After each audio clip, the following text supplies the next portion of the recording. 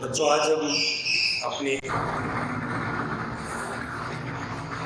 Chapter second के बारे में अपने आगे पढ़ रहे थे। बच्चों, एरे वाला पार्ट आज लास्ट टॉपिक पढ़ रहे हैं। एक टॉपिक बचा है स्टैटिक और डायनामिक मेमोरी एलोकेशन। देखो, स्टैटिक और डायनामिक, पहले बात करते हैं मेमोरी एलोकेशन क्या होता है। देखो, मेमोरी एलोकेशन का मतलब होता है, एलोकेशन को हिंदी में बोलते हैं आवंटित करना।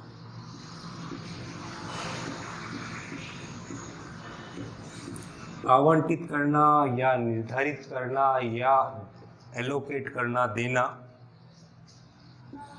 एलोकेशन कहलाता है। यानी कि किसी को, जैसे हमने कोई वस्तु, कोई जगह, कोई रुपए पैसे हम लोग जैसे किसी को आवंटित कर देते हैं कि भी ये जगह हमने उसको दे दी, आवंटित कर दी। तो जिस प्रकार हमारी कंप्यूटर की मेमोरी होती है, हमारी कंप्यूटर की मेमोरी में भी हम दो प्रकार से मेमोरी एलोकेशन कर सकते हैं। पहला आता है स्टैटिक मेमोरी एलोकेशन और दूसरा आता है डायनामिक मेमोरी एलोकेशन।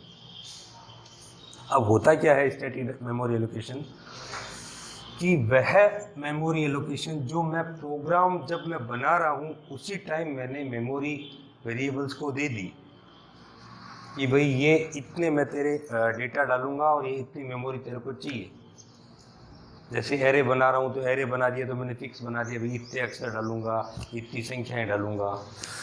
वो फिक्स मेमोरी एलोकेशन हो गया, that is static memory allocation. वो मुझे प्रोग्राम बनाते समय ही लिखनी है, उसको बतानी है कि भाई ये इतना है, that is static memory allocation. इस प्रकार का मेमोरी एलोकेशन रन टाइम से पहले किया जाता है, यानी कि जब मैं प्रोग्राम रन करूंगा उससे पहले, यानी कि कब, जब मैं प्रोग्राम लिख रहा हूं। लेकिन वेरिएबल के मानों को आवश्यकता अनुसार बदला जा सकता है। इसका मतलब ये है कि ये मेमोरी अलग चीज़ हो गई और वेरिएबल के मान अलग हो गए। सपोज मान लो मैंने कोई वेरिएबल बनाया इंटीजर a, मतलब इस a को मैंने इंटीजर प्रकार का बना दिया। इंटीजर हमेशा 2 बाइट देकर घेरता है, यानी कि ये 2 बाइट मैंने a को दे दी। अब इसके मान, a का मान मैं कुछ भी डालूं वो मैं रन अवस्था में बदल सकता हूँ, मैं मान बदल सकता हूँ। मैं ये चाहूँ कि ये इंटीजर की जगह ये फ्लोट में बदल जाए, ये a जो है वो इंटीजर ना रहे, ये फ्लोट हो जाए, इसको 4 बाइट जगह मिल जाए मगर रन अवस्था मिल जाए, वो नहीं हो सकता। स्टैटिक मतलब मैंने पहले से दे दिया कि इंटीजर 2 बाइट।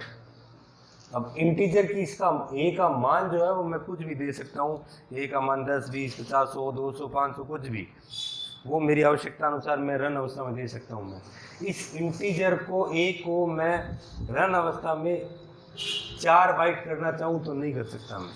क्यों? क्योंकि वो स्टैटिक मेमोरी एलोकेशन है।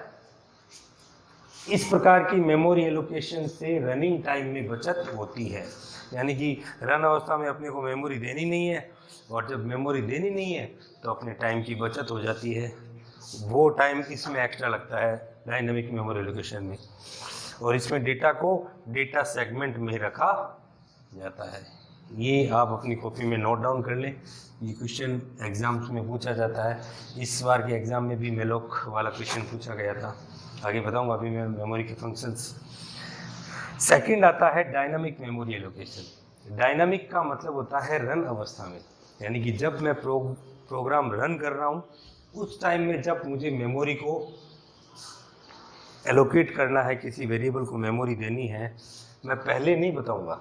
जब मैं प्रोग्राम बना रहा हूँ उस टाइम में मैं नहीं बताऊंगा कि कितनी मेमोरी चाहिए।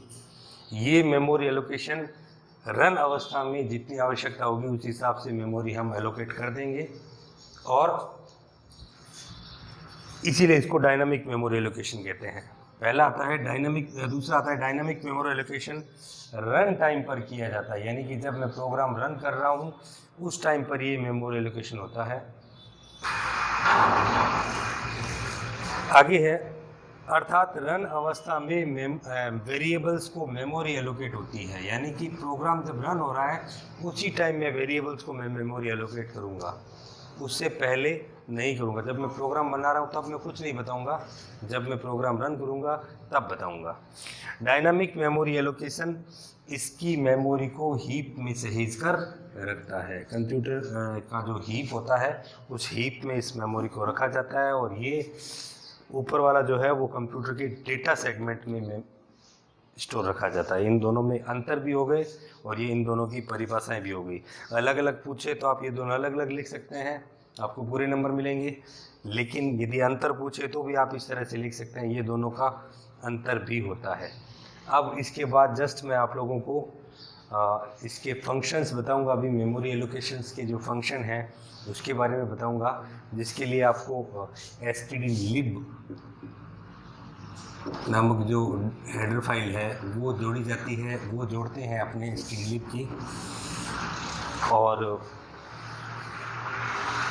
वो फंक्शंस के बाद अपना चैप्टर जो है वो कंप्लीट हो जाएगा। कुछ प्रोग्राम्स इसके अंतर्गत आते हैं, सेकंड चैप्टर के अंतर्गत। वो प्रोग्राम का पार्ट जो है वो हम जब कंप्यूटर पे अपने वीडियो जब हम बनाएंगे उस टाइम में प्रोग्रामों के ऊपर चर्चा की जाएगी। आशा करते हैं जल्दी ही कोरोना ख़त्म हो जाएगा तो आपकी क्लासेस भी शुरू हो सकती है। इसके बारे में अभी तक केंद्र सरकार और राज्य सरकार ने ऐसी कोई गाइडलाइन अभी जारी की नहीं है। जैसी जारी की जाएगी आपको सूचित कर दिया जाएगा। एक लास्ट टॉपिक और देख लेते हैं सेकंड चैप्टर का। बच्चों आगे हम लोग मेमोरी एलोकेशंस के जो फंक्शन है वो पढ़ते हैं। यहाँ मैंने अभी थोड़ी देर पहले आपको बताया था कि अपने को प्रोग्राम शुरू करते हैं उस टाइम में एक हेडर फाइलें जोड़ते हैं, जैसे stdio.h, string.h, conny.h, ये हमने कुछ फाइलें जोड़ी थी, पहले प्रोग्राम पढ़े थे उसके अंदर। उसी प्रकार इन फंक्शनों को यदि आप अपने प्रोग्राम में प्रयोग करते हैं तो हमें stdlib का मतलब होता है लाइब्रेरी। ये लाइब्रेरी नामक जो फाइल है, हेडर फाइल है, ये हमें अपने प्रोग्राम में जोड़नी पड़ती है। अब कुछ फंक्शंस और उनके डिस्क्रिप्शंस जो है वो मैं आपको बता रहा हूँ कि वो निम्न प्रकार होते हैं। हम लोग मुख्य रूप से 4 प्रकार के फंक्शन पढ़ेंगे। एक पढ़ेंगे कैलोक, एक पढ़ेंगे फ्री, एक पढ़ेंगे मेलोक और एक पढ़ेंगे रीलोक। इनके नामों से ही सारा कुछ पता चलता है। कैलोक बना है कैलकुलेशन से, फ्री बना है मुक्त करने से, मेलोक बना है मेमोरी एलोकेशन यानी कि आवंटित करने से, और रीअलोक का मतलब होता है जो मेमोरी आपने फ्री कर दी है उसको वापस काम में लेने से। ये 4 फंक्शंस हैं। पहला फंक्शन आता है कैलोक फंक्शन। नम तत्वों का एक एरे आवंटित करता है, इसकी साइज बाइट में होगी, यानी कि ये कैलकुलेट करते हुए मेमोरी एलोकेशन करता है। ये एक फंक्शन है। दूसरा फंक्शन आता है फ्री फंक्शन, जिसके अंदर हमें एड्रेस बताना होता है। उस एड्रेस के हिसाब से वो मेमोरी के ब्लॉक को फ्री करता है। यह फंक्शन बताए गए पते के मेमोरी ब्लॉक को फ्री करता है, यानी कि जो जिन वेरिएबल्स की या जिस एड्रेस की मेमोरी की अब हमें आवश्यकता नहीं है उन्हें हम फ्री कर सकते हैं, ताकि वो मेमोरी आगे किसी दूसरे जगह काम में ली जा सके। उन मेमोरीज़ को हम फ्री करवा देते हैं ताकि वो मेमोरी वेस्ट ना हो, ब्लॉक ना हो, उनको आगे काम में लिया जा सके। इसलिए फ्री फंक्शन द्वारा उन मेमोरीज़ को फ्री करवा दिया जाता है, उन ब्लॉक को फ्री करवा दिया जाता है, जिसके लिए हमें उसका एड्रेस बताना पड़ता है। उस एड्रेस पर जो भी डेटा होता है वो हट जाता है। थर्ड नंबर पर आता है मेलोक। पूरा फुल फॉर्म होता है memory allocation. M for memory, alloc का मतलब एलोकेशन, मतलब आवंटित करना।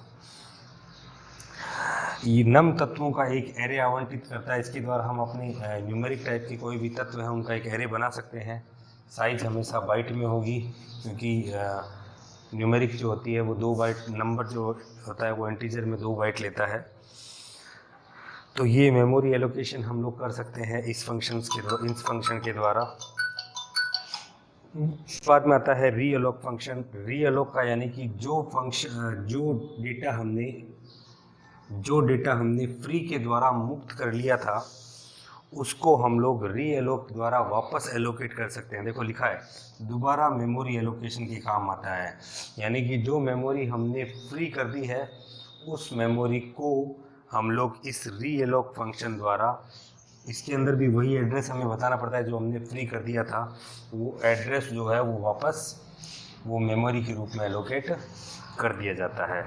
इस साल ये मेलोक फंक्शन जो है वो परीक्षा में पूछा गया था, ये आगे भी पहले भी पूछा गया है। सारे ही फंक्शंस इम्पोर्टेंट हैं। तो इस प्रकार ये हमारा दूसरा चैप्टर जो है वो आज हम कंप्लीट कर रहे हैं। कल हम तीसरा चैप्टर जो है वो पढ़ेंगे।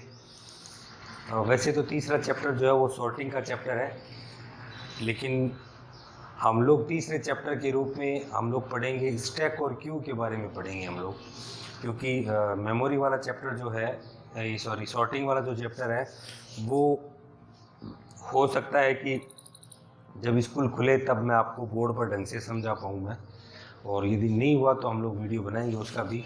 तो तीसरा चैप्टर जो हम लोग कल स्टार्ट करेंगे वो करेंगे स्टैक और क्यू का। Still then, thank you.